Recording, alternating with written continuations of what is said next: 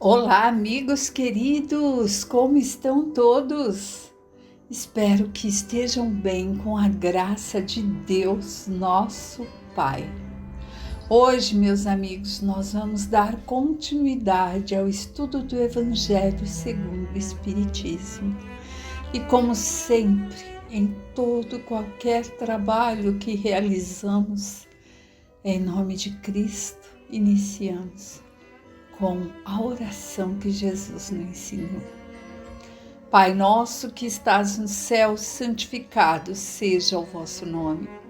Venha a nós o vosso reino, seja feita a vossa vontade, assim na terra como no céu, e o pão nosso de cada dia dai-nos, ó Pai, hoje e sempre.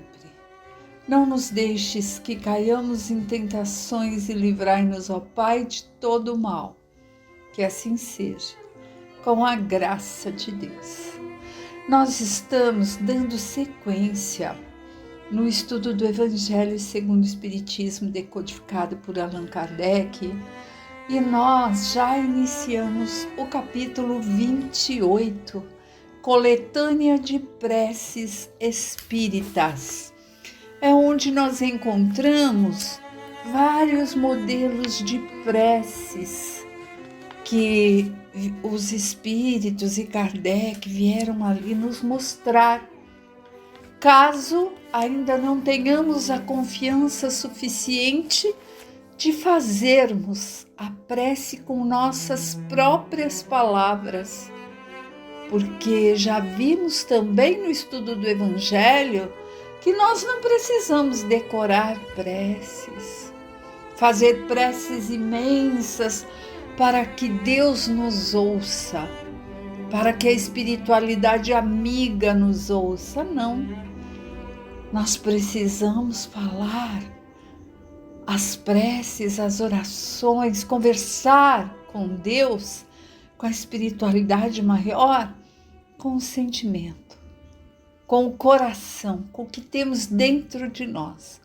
E por vezes, nem o falar através da boca se torna necessário, mas através do pensamento, que também já aprendemos nas obras espíritas, que tem uma velocidade muito superior à velocidade da luz, a qual, segundo André Luiz, não se tem nem como medir ainda de uma forma que entendamos aqui no nosso planeta Terra.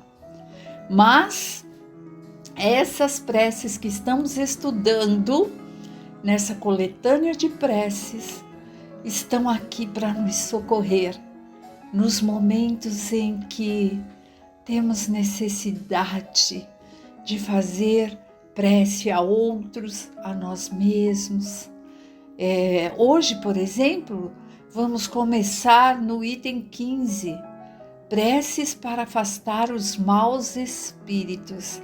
É aqui que iniciaremos nossa leitura do Evangelho no dia de hoje. Então, vamos lá? Infelizes de vós, escribas e fariseus hipócritas, porque limpais o exterior do copo e do prato, e estáis por dentro cheios de rapina e impurezas. Fariseus cegos, limpai primeiramente o interior do copo e do prato, a fim de que o exterior fique limpo também.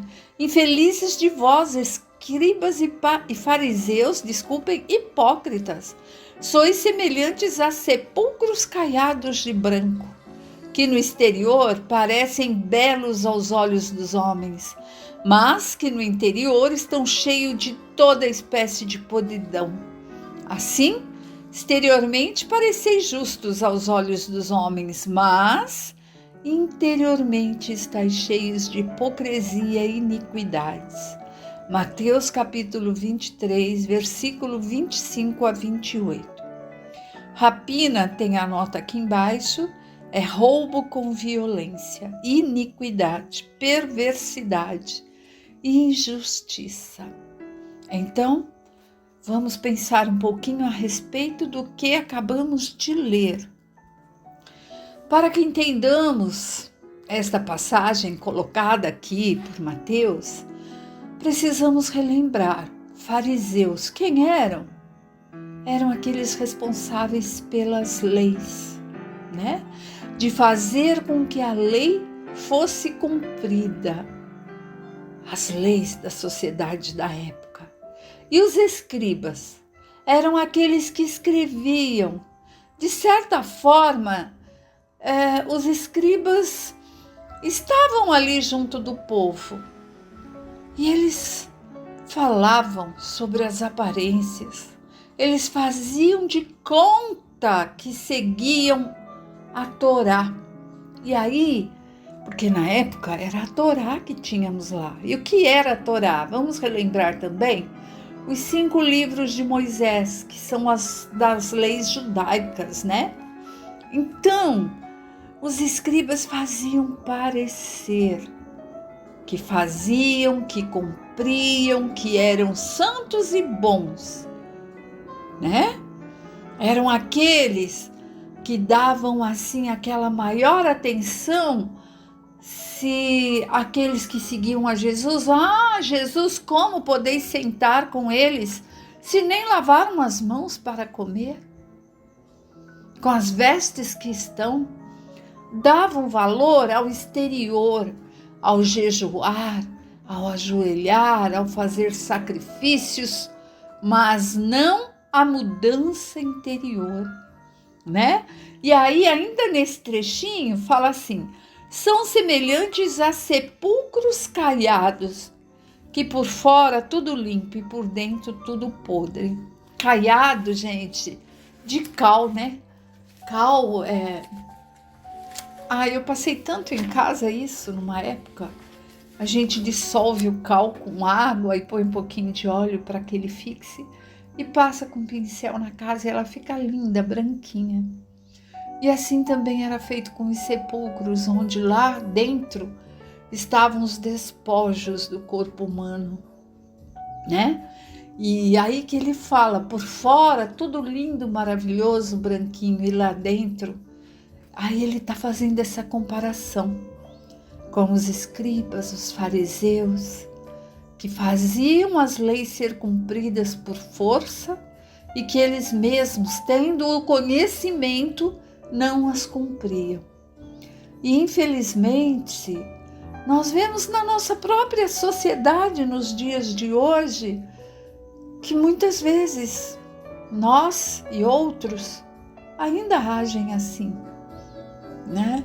A gente coloca, a gente fala, a gente entende, e tantas vezes por comodismo deixamos de realmente aplicar o que aprendemos no Evangelho. No nosso tempo, estamos em 2024. O avanço tecnológico é imenso. A minha netinha, que acabou de fazer 7 aninhos, dá um olé na vovó aqui, nos botõezinhos ali do computador, do celular. Então a tecnologia parece que já nasce com a criança, já vem ali apta a mexer com tudo isso. Eu estou engatinhando, mas correndo atrás também de aprender, não podemos parar no tempo, né? Mas nós vemos também que o lado moral precisa estar sempre sendo ali edificado, exemplificado, porque com grande tristeza, mas percebemos que de lá para cá, desde a época de Jesus, de Moisés, que é antes de Jesus, houve avanço, mas não muito. Não tem comparação com o avanço tecnológico, não é isso? Então é isso que nós vemos nesse pedacinho que foi lido até agora. Vamos continuar a leitura. Instrução preliminar, item 16. Os maus espíritos apenas vão a lugares aonde pode satisfazer sua perversidade. Para os afastar, não basta pedir-lhes, nem mesmo ordenar-lhes que se afastem. É preciso que o homem elimine de si o que os atrai. Quanta responsabilidade, hein, meus amigos? Ou seja, o item aqui que estamos estudando é para afastar os maus espíritos. E o que ele vem nos colocar? Que não basta pedir ou ordenar que esse espírito que chamamos de obsessor, que vem ali nos influenciar, nos acompanhar, nos testar, ver se aprendemos mesmo. Falar, ai, vou fazer uma prece para ele ir embora. Ai, eu vou ordenar que ele vá embora. Não. Nós temos que começar a limpeza ali dentro de nós. Dentro de nós. Não nos deixando cair em tentação. Para nos livrar do mal. Não é isso que está na oração? Não nos deixe cair em tentação e livra-nos do mal. Esse mal não é apenas esse mal exterior que o outro faça a mim. É aquele mal que existe ainda dentro de mim. E é esse mal que atrai os maus espíritos, os que compartilham da ideia que eu tenho, da minha companhia. É isso. Então, não é tão fácil como falar, ai Deus, me livre desse irmãozinho aí. Deus vai fazer o possível para nos livrar dele. E inclusive para fazê-lo progredir. Mas se nós não fizermos por progredirmos e nos melhorarmos, eles continuarão ali. Ou ouvirão essa prece e esse apelo, seguirão ali aqueles espíritos superiores que estarão para auxiliá-lo, mas nós continuamos empacados, patinando e chamando outros do mesmo teor, com as mesmas vontades, né?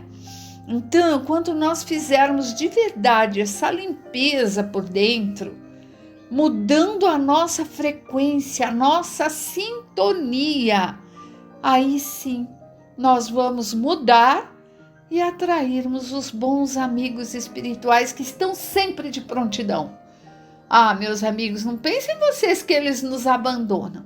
Eles estão sempre ali, esperando que nós levantemos ali um dedinho e falemos assim, Deus Pai, eis-me aqui. Mas não da boca para fora, mas que o nosso corpo, as nossas células vibrem numa frequência de amor, de vontade, de esforço para mudar os pensamentos difíceis. Vamos lá, continuando? Os maus espíritos percebem as chagas da alma, como as moscas farejam as chagas do corpo.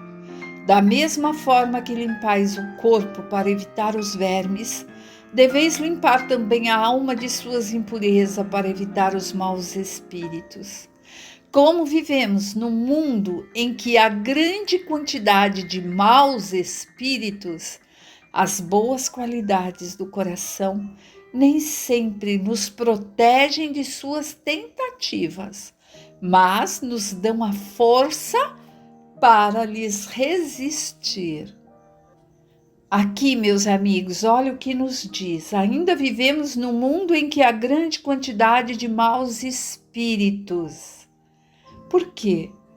Porque nós ainda estamos em provas, expiações, e sabemos que não é porque um espírito desencarna e continua na vida espiritual que ele vai direto lá ao lado angelical, né, na plenitude. Ele continua sendo o que é, e muitas vezes ficam muito próximos de nós aqui ainda no planeta Terra, no umbral que é o mais próximo de nós. Então, por isso que fala que há grande quantidade. E eles, por mais que tentemos melhorar ali as qualidades do nosso coração, eles vão continuar tentando a nos influenciar. Mas se nós fizermos a oração e tentarmos de verdade, lembra que eu acabei de falar? Nos reformar, mudarmos interiormente, nós vamos ter essa força para resistir às tentações, resistir quando vier aquele pensamento difícil. Vamos tentar mudar esse pensamento, porque são os pensamentos que os atraem. Falar, nossa, a Silvia Helena hoje está ali com um pensamento propício, deixa-me chegar a ela. E se eu me deixar levar, daqui a pouco estou soltando um palavrão e coisas que já não fazem parte. Então, no primeiro pensamento difícil, orai e vigiai. É isso que aprendemos. Agora vamos à leitura da prece. Em nome de Deus Todo-Poderoso, que os maus espíritos se afastem de mim e que os bons me sirvam de proteção. Perdão, passou uma moto. Que os maus espíritos se afastem de mim e que os bons me sirvam de proteção contra eles. Espíritos malévolos, que inspirais aos homens maus pensamentos. Espíritos trapaceiros e mentirosos, que os enganais. Espíritos zombeteiros, que brincais com a credulidade deles. Eu vos afasto com todas as forças de minha alma e fecho meus ouvidos às vossas sugestões, mas imploro para vós a misericórdia de Deus. Bons espíritos que generosamente me amparais, dai-me a força para resistir à influência dos maus espíritos e as luzes necessárias para não ser enganado por suas artimanhas. Preservai-me do orgulho e vaidade. Afastai de meu coração o ciúme, o ódio, a malevolência e todo sentimento contrário à caridade, que são outras tantas portas abertas aos espíritos maus. Então, meus amigos, aqui nós vemos que nessa oração que nos ensinam aqui para afastar os maus espíritos, é pedido também, mas imploro para vós a misericórdia de Deus. É pedir a Deus por esses irmãos, pois somos todos irmãos em nome de Deus Pai. Pedir por eles para que se melhorem, para que avancem, para que continuem no trajeto da evolução, né? Então, é pedir por nós sim, mas pedir também por esses irmãozinhos. Agora vamos ao item para corrigir um defeito.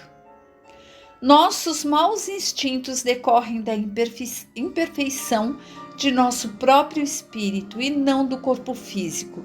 De outro modo, o homem estaria livre de toda espécie de responsabilidade.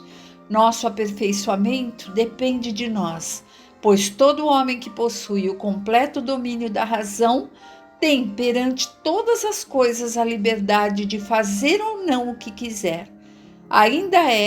Assim é que, para fazer o bem, basta-lhe a boa vontade do querer. A prece. Vós me destes, meu Deus, a inteligência necessária para distinguir o bem do mal. Portanto, a partir do momento que reconheço que algo é mal, sou culpado por não me esforçar por lhe resistir. Preservai-me do orgulho que poderia impedir de perceber meus defeitos e dos maus espíritos que poderiam me incentivar a continuar com esses defeitos. Entre minhas imperfeições, reconheço que sou particularmente inclinado e se não resisto a esse arrastamento, é pelo hábito que contraí de ceder. Vós não me criaste culpado, pois sois justo, mas com uma disposição igual para o bem e o mal. Se segui o mau caminho, foi pelo meu mau uso do livre-arbítrio. Mas assim como tive a liberdade de fazer o mal, tenho a de fazer o bem por conseguinte e tenho a de mudar o meu caminho. Meus defeitos atuais são restos das imperfeições que conservo de experiências anteriores. São o meu pecado original, do qual posso me livrar por minha vontade e com assistência dos bons espíritos. Bons espíritos que me protegeis, e vós, meu anjo guardião, Dai-me a força para resistir às más sugestões e de sair vitorioso da luta. Os defeitos são barreiras que me separam de Deus. A cada defeito eliminado é um passo a caminho dele. O Senhor, em sua infinita misericórdia, dignou-se em me conceder a existência atual para que servisse ao meu adiantamento. Bons espíritos, ajudai-me para que eu aproveite, a fim de que me não torne perdida para mim essa evolução nesse tempo em que estou. Que assim seja. Bem, aqui nós vemos que se trata não dos defeitos físicos, mas dos defeitos de condutas que podemos ter, né? E que tudo depende da nossa força de vontade para lutarmos contra egoísmo, orgulho, vaidade, que são os maiores entraves para o nosso crescimento moral. Os hábitos que nós temos que ir mudando. Ao invés de ficar reclamando, falando mal, temos que buscar em nós essa força para que possamos sair dessa encarnação melhor do que quando aqui chegamos, não é? Então, meus amores, fiquem com Deus e que Deus esteja com todos durante esta semana que se apresenta aí como um presente de Deus para todos nós. Até breve.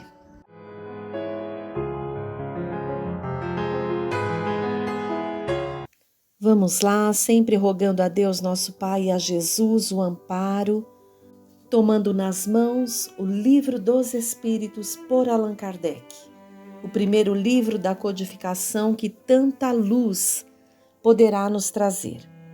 Estamos no livro 3º, As Leis Morais, capítulo 1, a lei divina ou natural.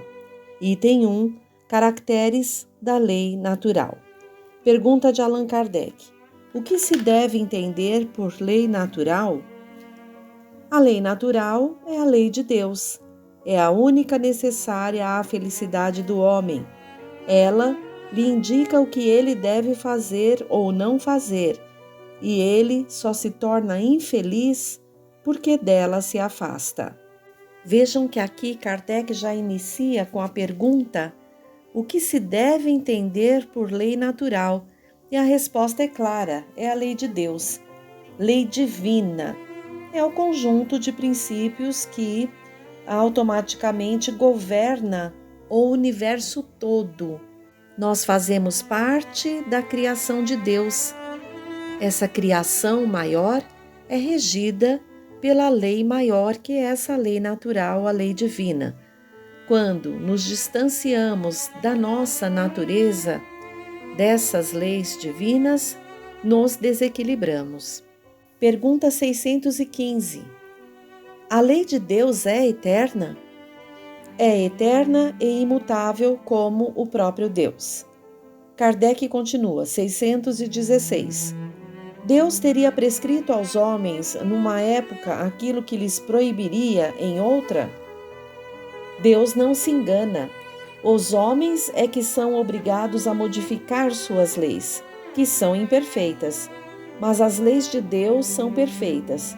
A harmonia que regula o universo material e o universo moral se funda nas leis que Deus estabeleceu por toda a eternidade. Então não há falhas, principalmente porque foram criadas por Deus essas leis que regem a tudo e a todos.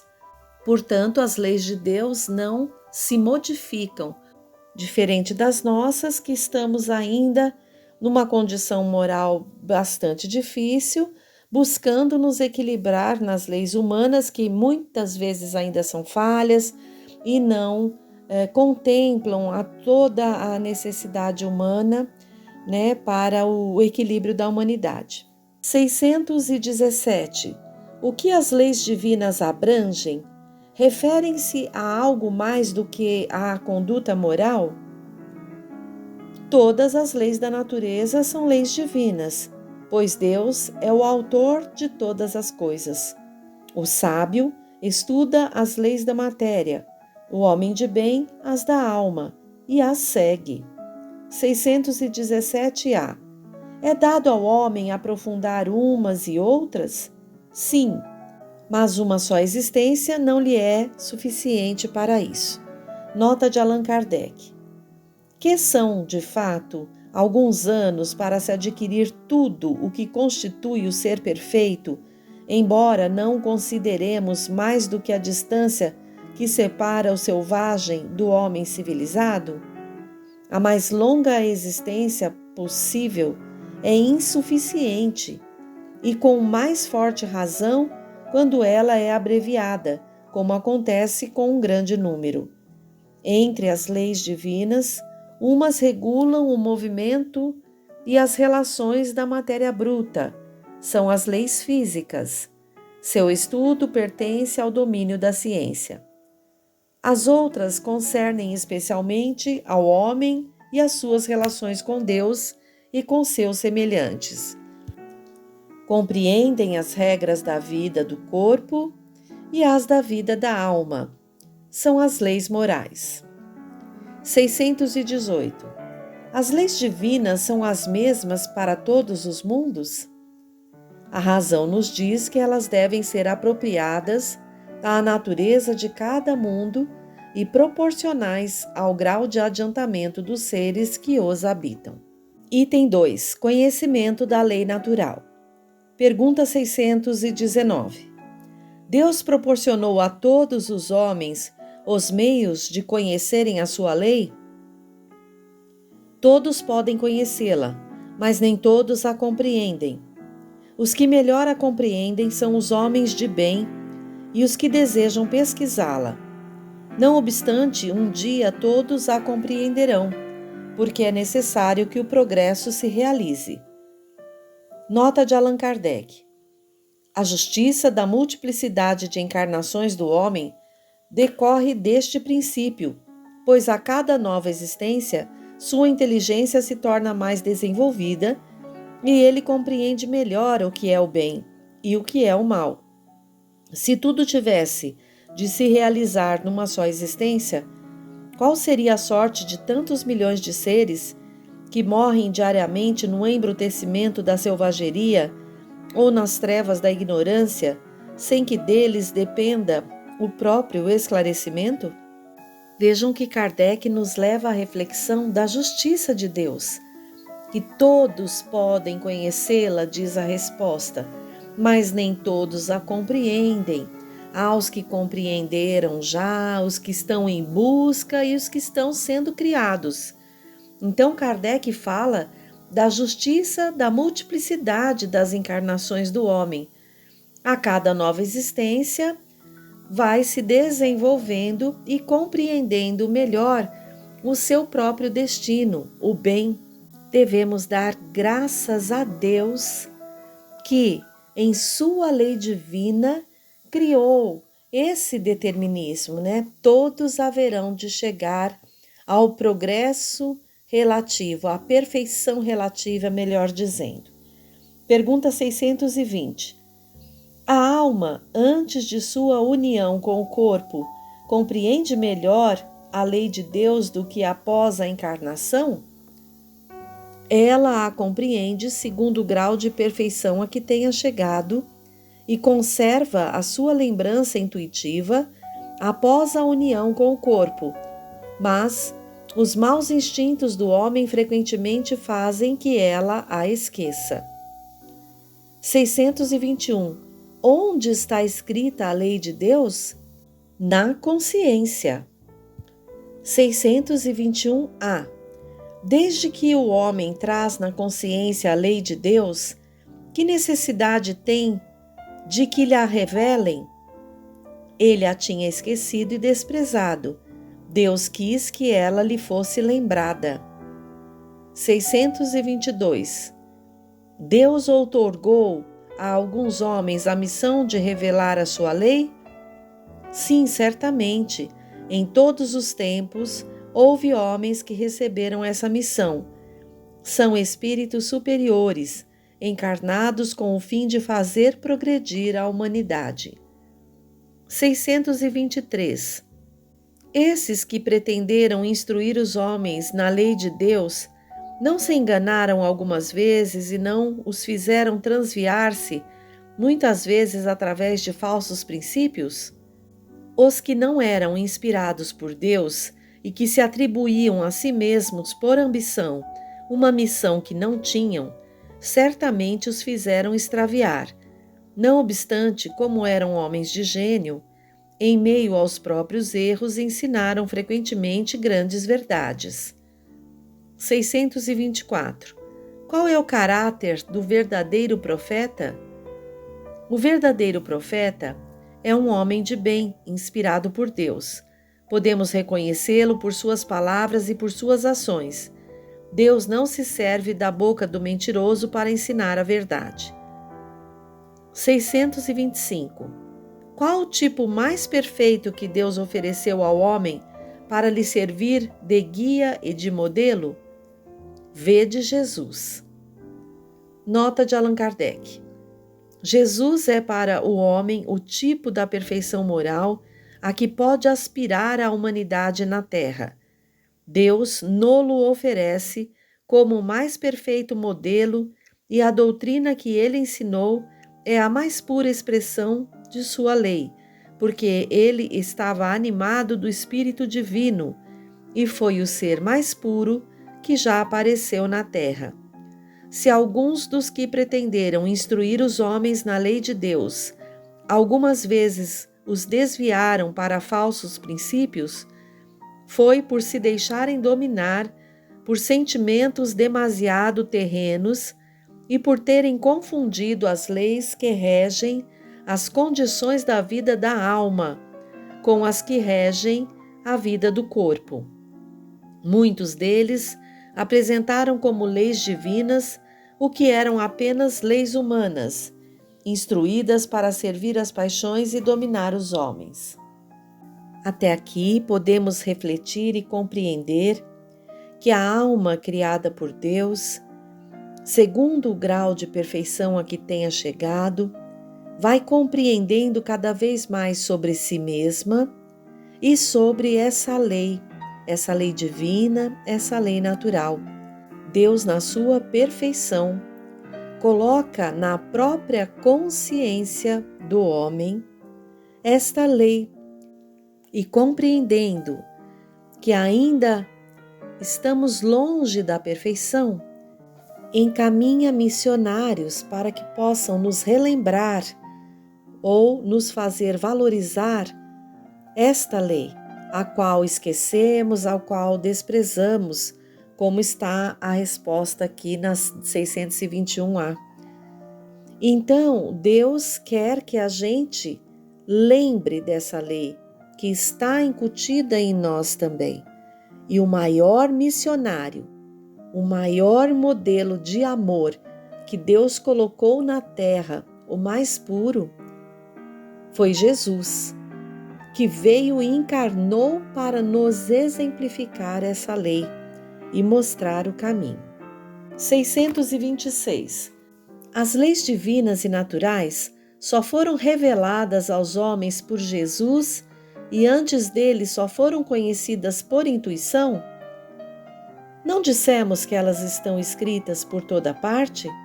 Todos os homens que meditaram sobre a sabedoria puderam compreendê-la e ensiná-las desde os séculos mais distantes. Por seus ensinamentos, mesmo incompletos, eles prepararam o terreno para receber a semente. Estando as leis divinas escritas no livro da natureza, o homem pôde conhecê-las sempre que desejou procurá-las. Eis porque os seus princípios foram proclamados em todos os tempos pelos homens de bem, e também porque encontramos os seus elementos na doutrina moral de todos os povos saídos da barbárie, mas incompletos ou alterados pela ignorância e a superstição. 627. Desde que Jesus ensinou as verdadeiras leis de Deus, qual é a utilidade do ensinamento dado pelos Espíritos? Tem eles mais alguma coisa para nos ensinar? O ensino de Jesus era frequentemente alegórico e em forma de parábolas, porque ele falava de acordo com a época e os lugares. Faz-se hoje necessário que a verdade seja inteligível para todos. É preciso, pois, explicar e desenvolver essas ideias. Tão poucos são os que as compreendem e ainda menos os que as praticam. Nossa missão é a de espertar os olhos e os ouvidos para confundir os orgulhosos e desmascarar os hipócritas, os que afetam exteriormente a virtude e a religião, para ocultar as suas torpezas. O ensinamento dos Espíritos deve ser claro e sem equívocos, a fim de que ninguém possa pretextar ignorância e cada um possa julgá-lo e apreciá-lo com sua própria razão. Estamos encarregados de preparar o reino de Deus anunciado por Jesus, e por isso é necessário que ninguém possa interpretar a lei de Deus ao sabor de suas paixões, nem falsear o sentido de uma lei que é toda amor e caridade. Há uma nota em que Herculano Pires coloca: comparar esta resposta com a mensagem do Espírito da Verdade, colocada por Kardec como prefácio de, abre aspas, o Evangelho segundo o Espiritismo, fecha aspas. Como se vê, desde os primeiros momentos, os Espíritos anunciaram que a finalidade da doutrina era o restabelecimento do cristianismo. 628. Por que a verdade não esteve sempre ao alcance de todos?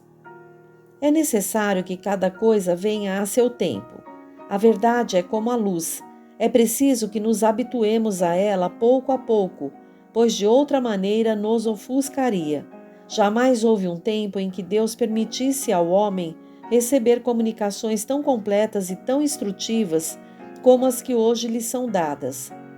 Havia na antiguidade, como sabeis, alguns indivíduos que estavam de posse daquilo que consideravam uma ciência sagrada e da qual faziam um mistério para os que consideravam profanos.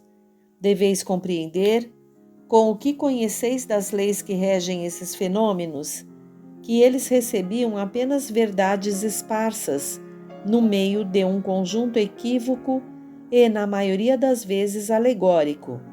Não há, entretanto, para o homem de estudo, nenhum antigo sistema filosófico, nenhuma tradição, nenhuma religião a negligenciar, porque todos encerram os germes de grandes verdades, que, embora pareçam contraditórias entre si, espalhadas se acham entre acessórios sem fundamento, são hoje muito fáceis de coordenar graças à chave que vos dá o Espiritismo de uma infinidade de coisas que até aqui vos pareciam sem razão e cuja realidade vos é agora demonstrada de maneira irrecusável.